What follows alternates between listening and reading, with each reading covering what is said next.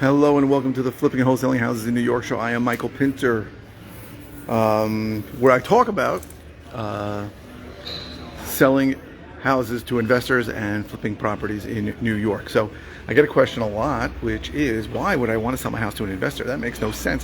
Why don't I just list it for sale on the MLS? And the answer really, I find from the properties that I buy, and just to explain, I do both. I list properties for sale that don't have these issues, and I buy properties that have these issues. There's really four issues I'm finding why people sell properties at a discount to an investor.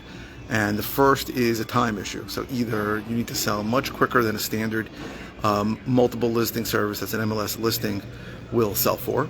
That's number one.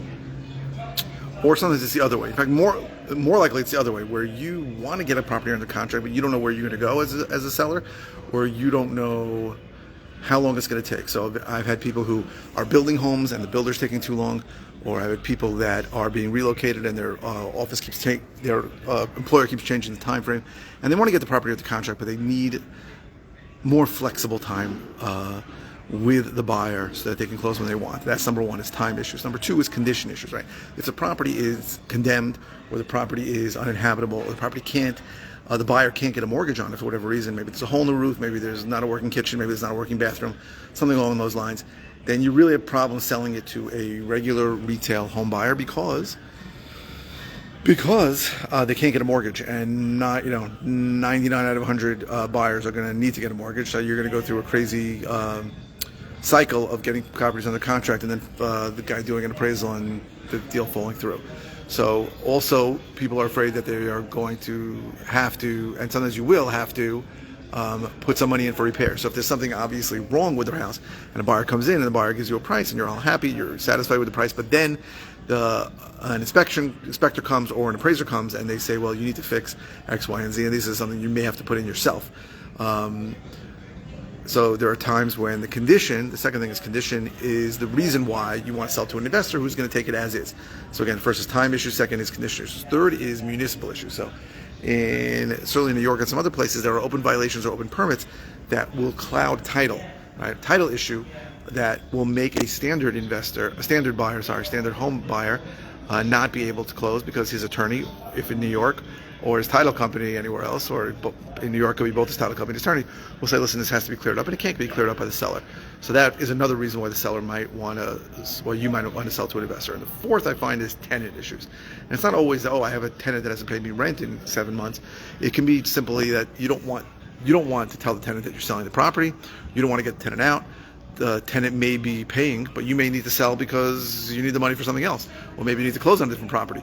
So those, and an investor like me will buy properties with tenants. By the way, most investors won't. I will, but I will buy properties that are occupied and deal with the tenant and the occupants for as long as it takes. Right? It sometimes takes a long time, sometimes takes years, and sometimes it's very expensive. So those are really the four reasons why someone would sell their property to an investor. I find time issues, condition issues, municipal issues, and occupant or tenant issues. Really occupant issues, more occupants than tenants. Sometimes it's a squatter who you never rented to. That's not a tenant. Sometimes it's a previous owner and you bought a property. I bought a property recently from somebody who had bought a property at auction and the previous owner just wouldn't leave, and they had all the kind of legal firepower to push the eviction off. And I had a situation where I bought a property and the guy appealed the eviction. And that took a long time, and it was very expensive. It cost them probably $30,000, $40,000 in legal and publishing costs. Sometimes you get crazy issues like that, and that's the kind of risk that I can take. Some investors will, some investors won't. I'm happy to take occupied properties, no problem with that. So those are really the four reasons why you might want to sell to an investor. If you don't have any of those reasons, you probably want to list the property for sale with an agent on the MLS. Again, I do that on the multiple listing service. 9 out of 10 properties in any given market are going to sell on the MLS. As a quick pitch as to why you might want to list with me as opposed to any other realtor. I never wanted to be a realtor, right? But I always had to list my properties once I finished doing work to them. I'm more of a house flipper.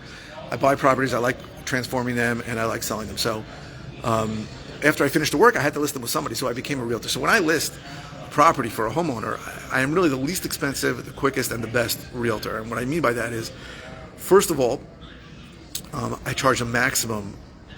Well, I don't want to get into this, but I don't charge a lot of commission. For a full service realtor, you're going to get less. You're going to pay less than me than any other place. Second of all, I'll take a listing for a very short period of time. If you go to a standard Century 21, Douglas, Elliman, Keller Williams, these places, they're going to ask you to list for a year. Maybe if you push them to list for 6 months. I'll list it for much shorter. And I'm the best realtor because I spend a lot of money and do a lot of things to make sure my properties sell for the highest amount, and you get the same benefit. So I'll pay for Facebook advertising to drive people to the place.